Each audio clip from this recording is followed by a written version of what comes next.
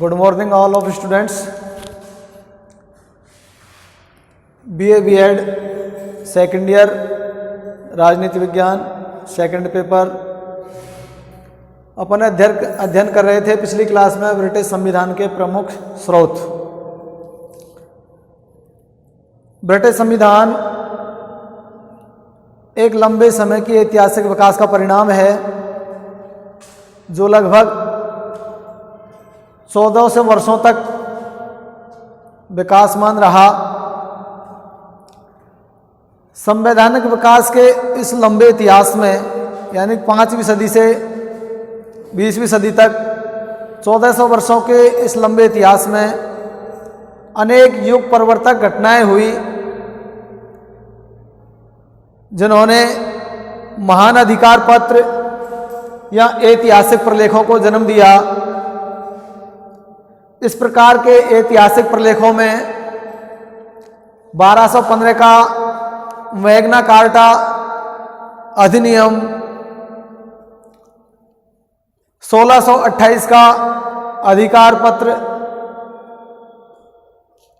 1689 का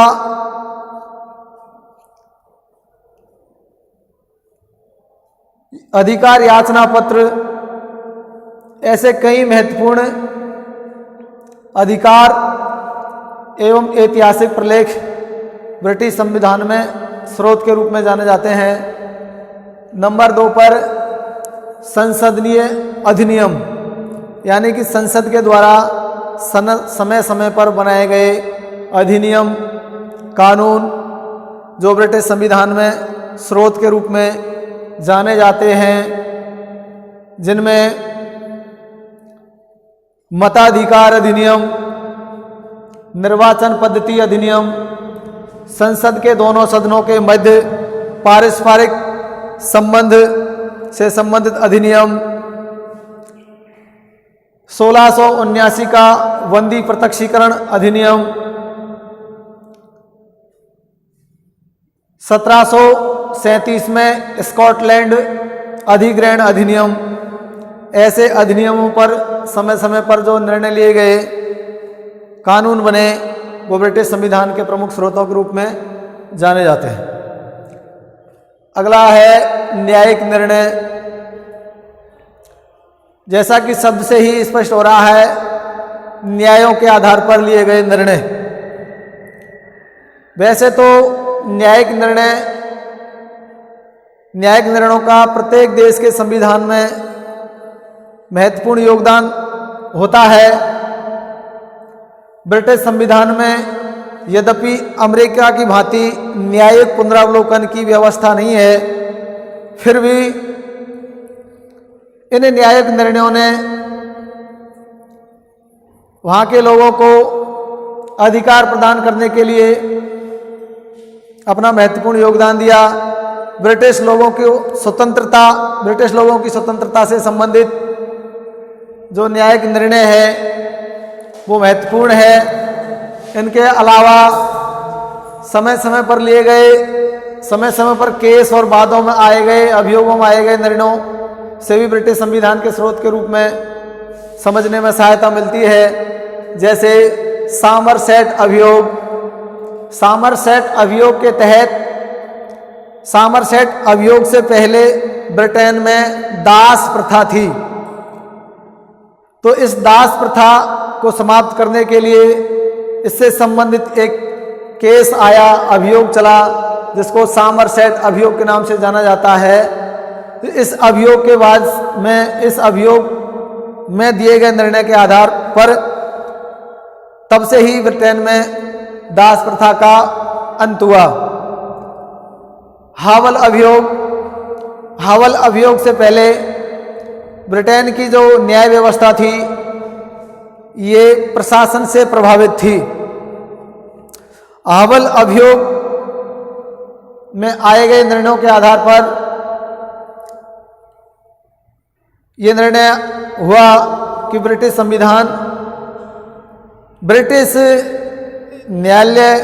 न्यायाधीश प्रशासनिक दबाव हस्तक्षेप से पूर्ण रूप से स्वतंत्र होंगे।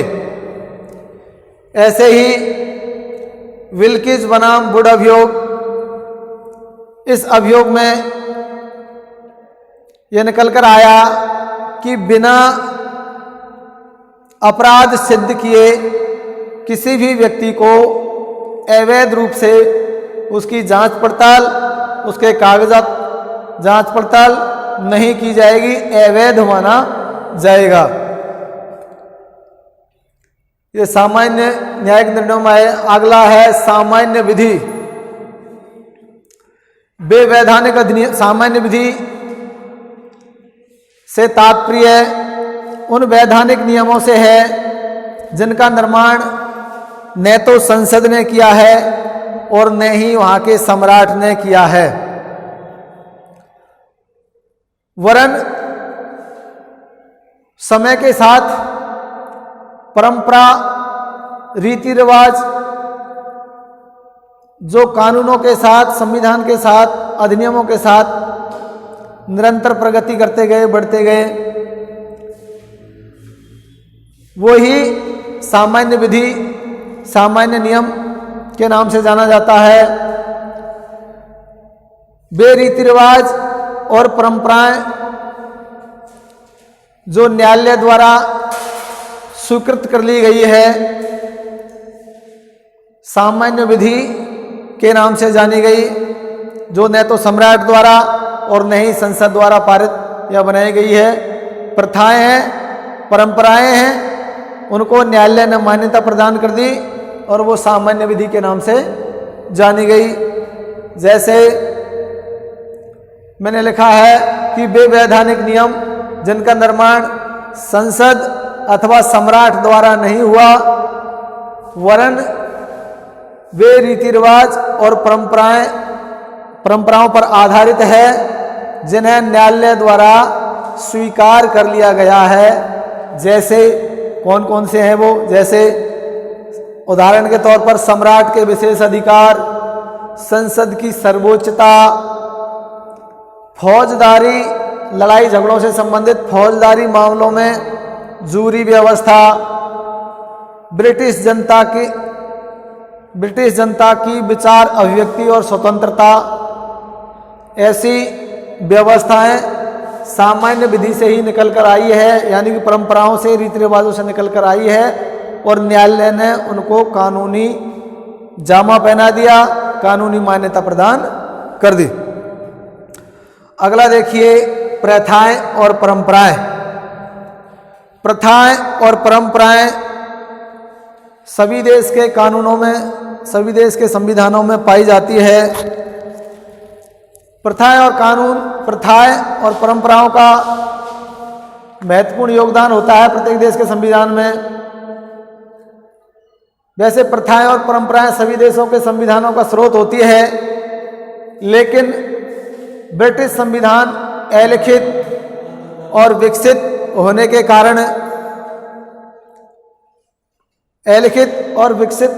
के कारण, प्रथाएं विशेष रूप से, जैसे संसदीय व्यवस्था, पूर्णतया व्यवस्था और परंपराओं पर आधारित है। उदाहरण के लिए हैनोवर काल के राजाओं से पूर्व ये व्यवस्था थी। हैनोवर काल 1714 से पूर्व का काल। हैनोवर काल से पूर्व के राजाओं में ये व्यवस्था थी कि ब्रिटिश कैबिनेट अथवा संसद की मीटिंगों की, अधिवेशनों की अध्यक्षता वहाँ का सम्राट ही करता था। लेकिन हैनोवर काल के जो राजा हुए, सबसे पहला सम्राट जॉर्ज प्रथम, इन्होंने कैबिनेट की बैठकों में संसद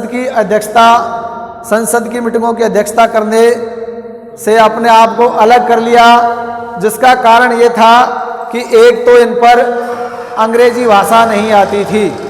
हैनोवर राजा जॉर्ज प्रथम, जिसने एक नई व्यवस्था की शुरुआत की, नई प्रथा की शुरुआत की, इसका कारण ये था कि एक तो इन पर अंग्रेजी भाषा नहीं आती थी, दूसरा ब्रिटेन की राजनीतिक व्यवस्था में इनकी रुचि नहीं थी। तो इनके द्वारा संसद की मीटिंगों में, कैबिनेट, संसद के अधिवेशनों में, कैबिनेट की मीटिंगों में नहीं जाने से एक नई व्यवस्था की शुरुआत हुई और इन्होंने अपना प्रतिनिधि हिग्व पार्टी के नेता सर रॉबर्ट वॉलपोल को 1714 में ब्रिटेन की कैबिनेट और ब्रिटेन की संसद की मीटिंगों में अध्यक्षता करने के लिए भेजना शुरू किया और वो ही सर रॉबर्ट वॉलपोल को इन्होंने सम्राट जॉर्ज प्रथम ने अपना प्रधानमंत्री बनाया। सम्राट जॉर्ज प्रथम ने 1714 में हिग्व पार्टी के नेता सर रॉबर्ट वॉलपोल को अपना प्रधानमंत्री बनाकर ब्रिटिश संसद की अध्यक्षता, कैबिनेट की मीटिंगों की अध्यक्षता करने के लिए अपने प्रतिनिधि के रूप में भेजा, जिसका कारण मैंने आपको बताया है। एक तो उस पर अंग्रेजी भाषा नहीं आती थी, दूसरा ब्रिटिश राजनीति में उसकी रुचि नहीं थी। तब से ही ब्रिटिश संसद व्यवस्था में, संसदात्मक व्यवस्था में ये परिपाटी, ये प्रथाएं शुरू हो गई कि ब्रिटिश संसद की अर्थात उच्च कमेटी की, कैबिनेट की मीटिंगों की अध्यक्षता वहां का प्रधानमंत्री करेगा।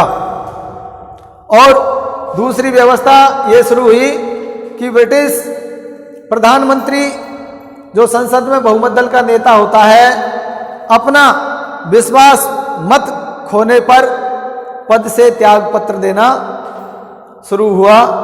तो ये प्रथाएं और परंपराएं ब्रिटिश संविधान में एक स्रोत के रूप में शुरू हुई। एक शब्द में कहे तो ब्रिटिश संसदात्मक व्यवस्था की शुरुआत ही प्रथाएं और परंपराओं के कारण हुई। अगला पॉइंट है संविधान पर लिखित टीकाएं, किताबें, ग्रंथ, साहित्य। तो ब्रिटिश संविधान, मैंने पहले भी कहा है कि ब्रिटिश संविधान एक लिखित संविधान नहीं है, ये विकास का परिणाम है, कोई एक दिन की उपज नहीं है। लगभग 1400 वर्षों की विकास की यात्रा है। इस दौरान कई युग परिवर्तित घटनाओं से ब्रिटिश संविधान का निर्माण हुआ। इसमें ब्रिटिश संविधान से संबंधित कई नियमों से, उपनियमों से, टीका टिप्पणियों पर कई विद्वानों के द्वारा किताबें लिखी गई, संविधान पर लिखी गई। ये टीकाएं संविधान का स्रोत समझी जाती है, क्योंकि कोई भी महत्वपूर्ण संवैधानिक समस्या उपस्थित होने पर संसद, न्यायालय सभी इन पुस्तकों का अवलोकन करके अपना न्यायिक निर्णय प्रदान करते हैं। इनमें जैसे डायसी के द्वारा लिखित ग्रंथ है लॉ ऑफ कॉन्स्टिट्यूशन, यानी कि न्याय का संविधान, बेजहार्ट द्वारा लिखित इंग्लिश संविधान, ऐसे ही सर अस्कर्नी मे द्वारा लिखित किताब संसदीय कार्य पद्धति और चलन।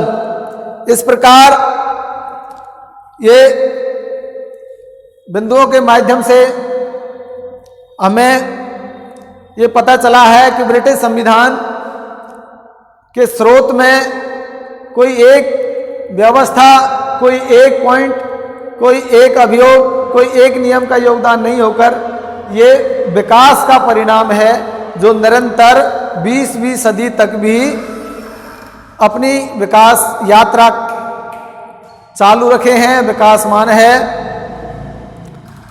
ब्रिटिश संविधान के स्रोतों के बारे में अपन ने अध्ययन किया है। अब अगली क्लास में यहाँ से आगे ब्रिटिश संविधान के प्रमुख गुण, विशेषताएं, लक्षण पढ़ेंगे। जब तक के लिए धन्यवाद, नमस्ते।